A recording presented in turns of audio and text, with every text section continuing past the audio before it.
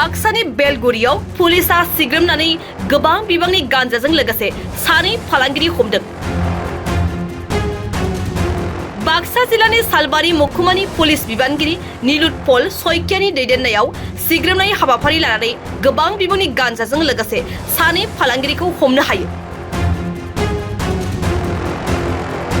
मोनसे संगालि सोलोंनि बिथायाव सालबारि महकुमानि पुलिस बिबानगिरि नीलुत्पल सयकियानि दैदेननायाव AS 15T 5229 नम्बरनि गंसे गारियाव सिग्रोमनानै 10 किल'ग्राम गांजाखौ बोखांनो हायो आरो बे जाथायजों लोब्बा थानाय दायजों गामारिगुरिनि थागिरि मुकुन्द नाथखौ पुलिसा खायो।